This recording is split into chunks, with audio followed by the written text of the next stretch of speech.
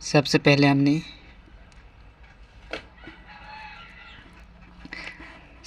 हमने एप्लीकेशन को ओपन किया है और हम अभी टर्बो सी एप्लीकेशन में कोडिंग कर रहे हैं। तो यहाँ पर हमने 3 हेडर फाइल लिया है, stdio.h हेडर फाइल, और दूसरा हेडर फाइल है conio.h हेडर फाइल। इसके बाद तीसरा है graphics.h हेडर फाइल, और ये हमारा इंट टाइप का जो वैल्यू मेन फंक्शन रिटर्न करेगा। और इसके बॉडी के लास्ट में हमने रिटर्न यहाँ पर 0 लिखा है।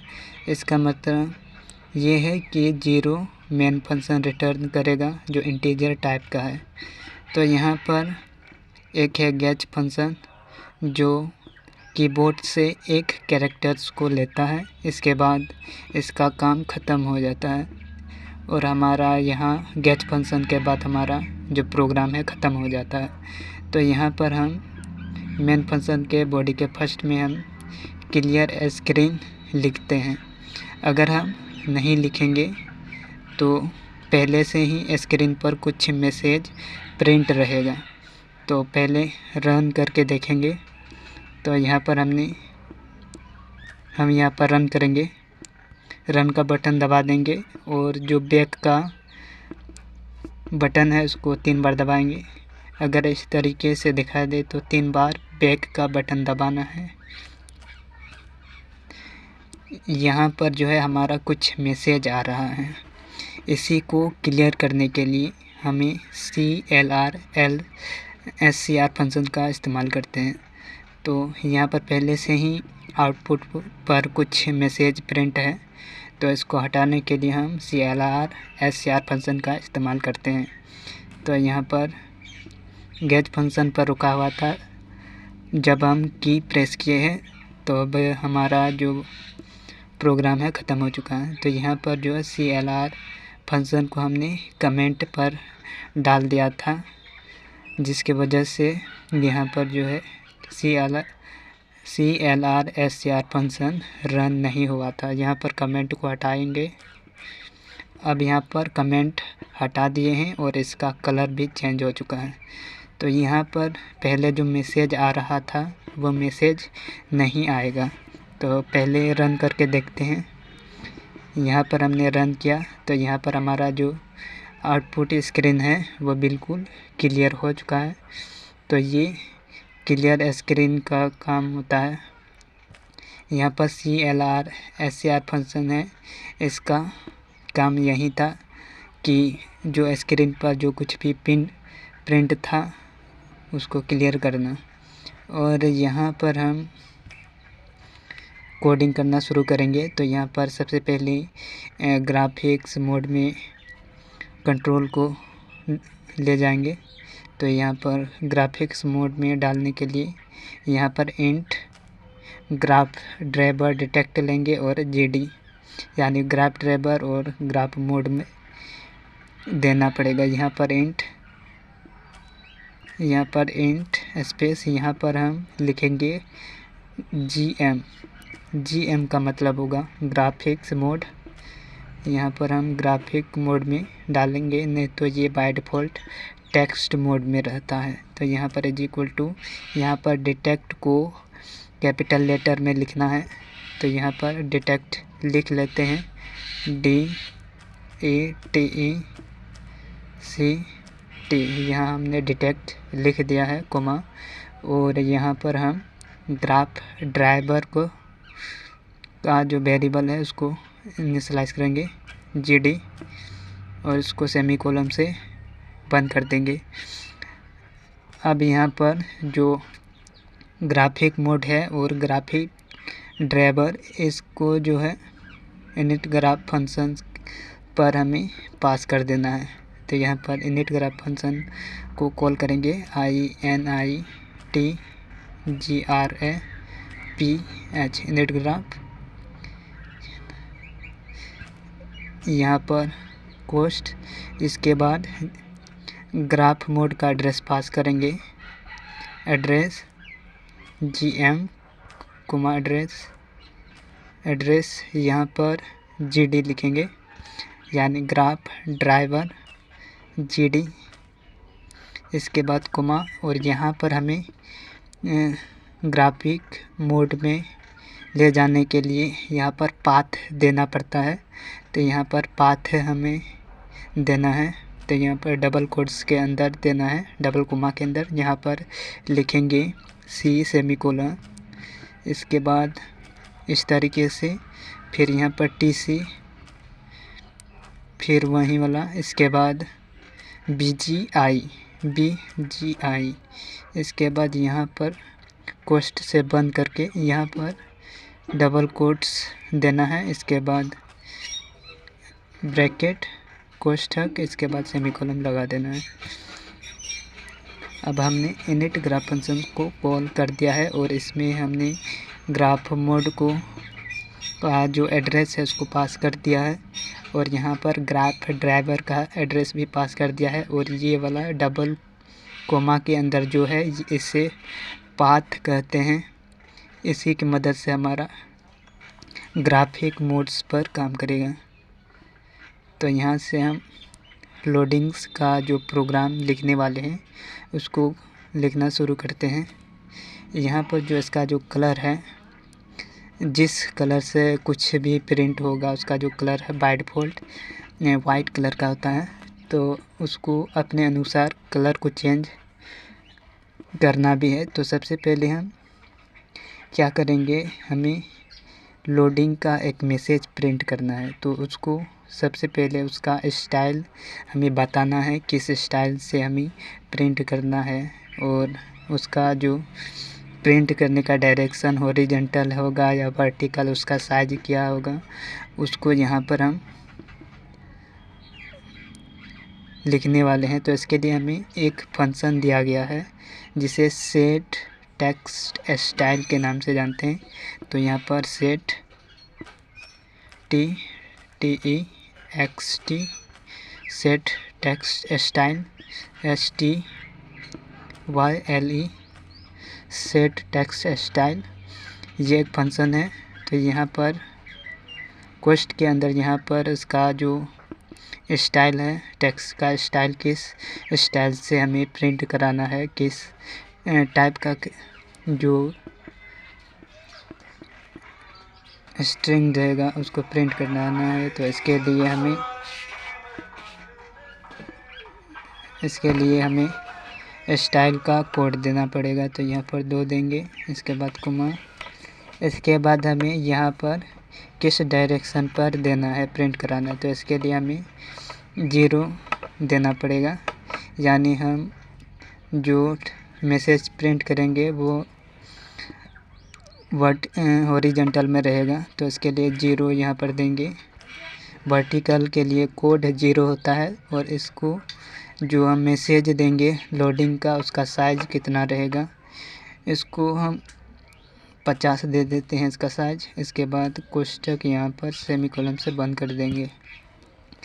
अब यहाँ पर जो है आउट टेक्स्ट XY का एक फंक्शन है, इसका उपयोग हम स्क्रीन पर किसी भी पोजीशन पर मैसेज को प्रिंट करने के लिए इस्तेमाल करते हैं। तो यहाँ पर आउट टेक्स्ट XY फंक्शन को यहाँ पर इनिशियलाइज करेंगे। तो सबसे पहले फंक्शन लिख लेते हैं OU text TEXT out text, इसके बाद XY, यहाँ पर डबल T होगा, आउट टेक्स्ट XY, इसको कोष्ठक के अंदर लिखेंगे। इसका जो पोजीशन जहाँ पर प्रिंट करना है X और Y कोऑर्डिनेट यहाँ पर देना पड़ेगा। तो सबसे पहले 100 X कोऑर्डिनेट कोमा, इसके बाद Y कोऑर्डिनेट हम 50 देंगे, 50 कोमा, और डबल कोट्स के अंदर मैसेज को, जिस मैसेज को प्रिंट कराना है उस मैसेज को यहाँ पर डबल कोमा के अंदर लिखना है। तो यहाँ पर लिखेंगे लोडिंग LODING जी यहाँ लोडिंग, इसके बाद dot dot dot 3 go dot, इसके बाद यहाँ पर डबल कोमा लगा देंगे और फिर यहाँ पर जो है बंद करके सेमीकोलन लगा देंगे। तो हमारा लोडिंग का जो मैसेज है वो प्रिंट हो जाएगा। तो एक बार रन करके देखते हैं। तो यहाँ पर लोडिंग का जो मैसेज था वो प्रिंट हो गया है। अब हमें रेक्टेंगल को प्रिंट कराना है। तो सबसे पहले यहाँ पर जो है कलर को चेंज करना है, यानी रेक्टेंगल को ब्लू कलर में ड्रॉ कराना है। तो सबसे पहले यहाँ पर सेट कलर फंक्शन दिया गया है, तो इसको कॉल कर लेते हैं। SET colour COLOR colour function. इसमें हम जो कलर का नाम लिखेंगे वो कैपिटल लेटर में होना चाहिए। तो यहाँ पर ब्लू लिखते हैं, BLUE ब्लू। इसको बंद करके सेमीकोलन लगा देंगे। अब हमारा जो रेक्टेंगल प्रिंट होगा वो ब्लू कलर में होगा। तो यहाँ पर एक रेक्टेंगल को ड्रॉ करेंगे। तो ड्रॉ करने के लिए यहाँ पर रेक्टेंगल फंक्शन दिया गया है, इसको कॉल करेंगे और इसका टॉप वाला XY कोऑर्डिनेट और बॉटम वाला XY कोऑर्डिनेट को यहाँ पर रेक्टेंगल फंक्शंस के अंदर पास करना होता है। यहाँ पर रेक्टेंगल फंक्शन को कॉल करेंगे। तो यहाँ पर RECTENGEL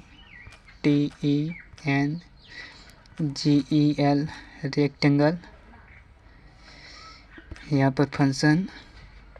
इसके बाद कोऑर्डिनेट टॉप वाला देंगे XY। पहले X कोऑर्डिनेट होगा 100, Y कोऑर्डिनेट 100 ही देंगे। और यहाँ पर जो है बॉटम वाला XY कोऑर्डिनेट 500, और Y कोऑर्डिनेट 150 लेंगे। तो यहाँ पर 150 दे देते हैं। अब सेमीकोलन से बंद कर देंगे। तो इस बार रन करके देखेंगे। पहले कंपाइल करेंगे एरर है कि नहीं। यहाँ पर एक एरर दे दिया, यहाँ पर सॉल्ट हैव ए प्रोटोटाइप। तो यहाँ पर स्पेलिंग मिस्टेक कर दिया है। अब हम कंपाइल करके देखेंगे इसमें एरर है कि नहीं।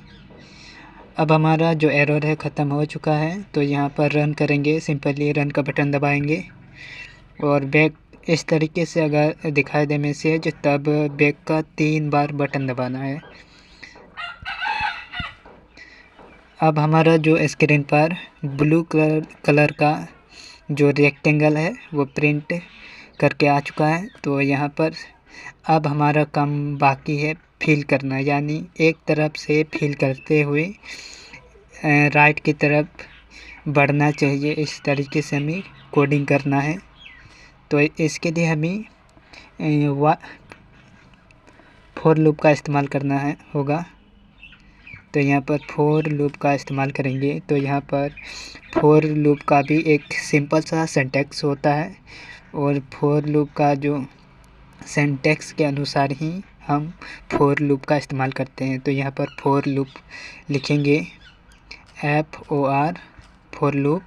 यहाँ पर हमें जहाँ से स्टार्ट करना है उसका वैल्यू फर्स्ट में देना पड़ता है। तो यहाँ पर देंगे, पहले हम इंटीजर टाइप का इसका डेटा टाइप देंगे INT, और इसके बाद वेरिएबल लेना है। जब वेरिएबल बनाते हैं तब एक कंटेनर बनता है जहाँ पर हमें वैल्यू को रख सकते हैं। तो यहाँ पर हम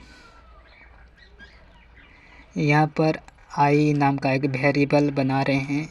यहाँ पर = यहाँ पर 0 से स्टार्ट करेंगे, 0 से स्टार्ट करेंगे। इसके बाद 0 से स्टार्ट करने के बाद इसको कहाँ तक फोर लूप को लेकर जाना है। तो यहाँ पर आई कंडीशन देना पड़ता है। तो यहाँ पर कंडीशन की मदद से हम ये बताएंगे कि फोर लूप को कहाँ तक लेकर जाना है। तो I less than is equal to यहाँ पर 400 लिखेंगे, यानी 400 तक इंक्रीमेंट करके रुक जाना चाहिए। तो यहाँ पर आई की वैल्यू जो है प्रत्येक लूप के साथ साथ इंक्रीमेंट करते जाएंगे। तो यहाँ पर इंक्रीमेंट करेंगे प्लस प्लस आई प्लस प्लस, इसके बाद क्वेश्चन। यहाँ पर आपको सेमीकोलन नहीं लगाना है, नहीं तो इसके बॉडी में जो कुछ भी रहेगा वो प्रिंट नहीं होगा, मतलब रन नहीं होगा, और यहीं से हमारा फोर लूप ख़त्म होगा। तो यहाँ पर हमें सेमीकोलन नहीं लगाना है। तो यहाँ पर फोर लूप का प्रयोग करेंगे। इसका बॉडी यहाँ पर बना दिए हैं, इसका बॉडी बन चुका है। तो यहाँ पर फोर लूप के अंदर हम रेक्टेंगल बनाएंगे। तो यहाँ पर रेक्टेंगल बनाएंगे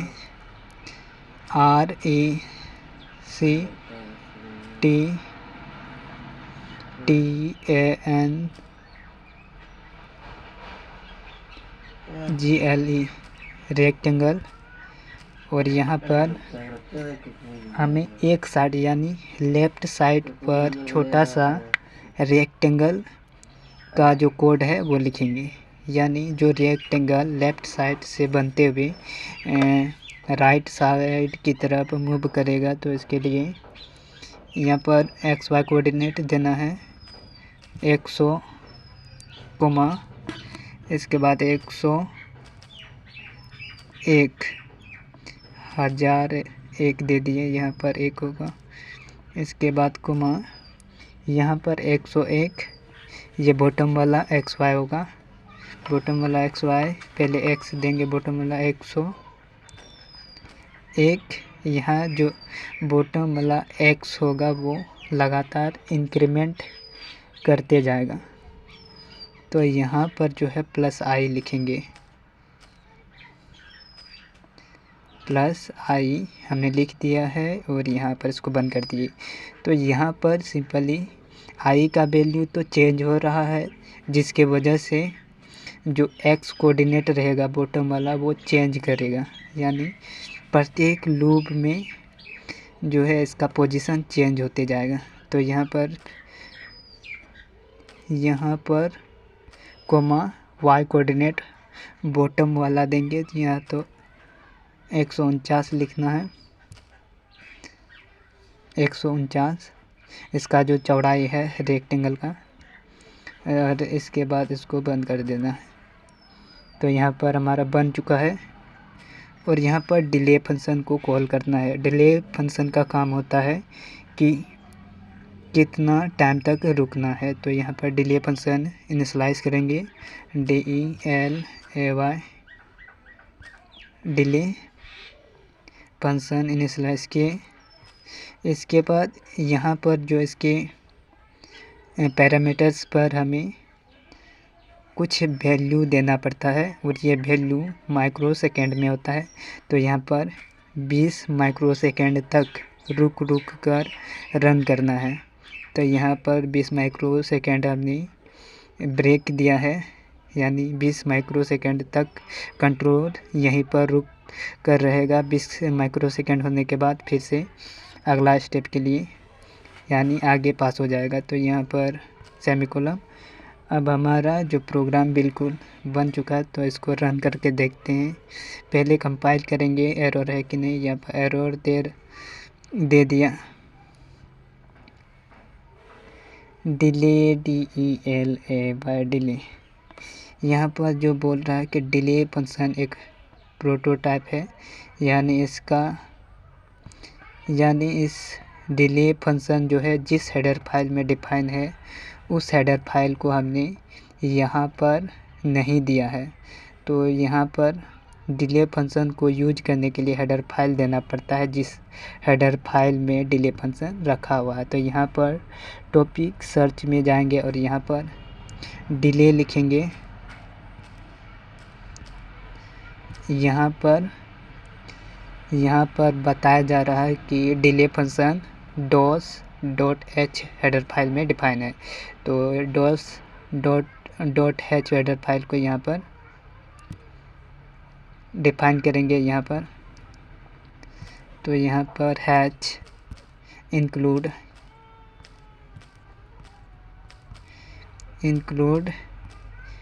इसके बाद यहाँ पर डॉस लिखेंगे dos.h।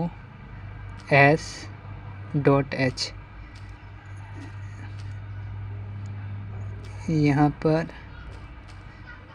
इस तरीके से अब हमारा जो है प्रोग्राम को कंपाइल करेंगे।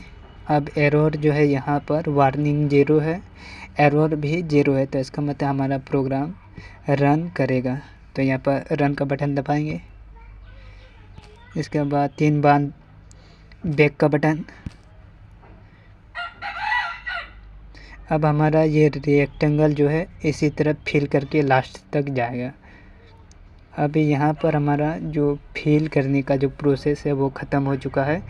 अब ये जो रुका हुआ है स्क्रीन इसलिए रुका हुआ है क्योंकि हमने लास्ट में गेच फंक्शन का इस्तेमाल किया है, और जब यहाँ पर कोई भी की प्रेस करेंगे तो हमारा प्रोग्राम ख़त्म हो जाएगा। तो यहाँ पर प्रेस कर देते हैं तो हमारा प्रोग्राम ख़त्म हो गया है। ये इसके वजह से रुका हुआ था, यहाँ गेच फंक्शन है, इसके वजह से हमारा जो है स्क्रीन रुका हुआ था आउटपुट का। तो जब हमने कोई की प्रेस किया तो ये ख़त्म हो गया। तो इसको इसीलिए यहाँ पर देना पड़ता है। अगर इसका प्रयोग नहीं करेंगे तो हमें आउटपुट जो है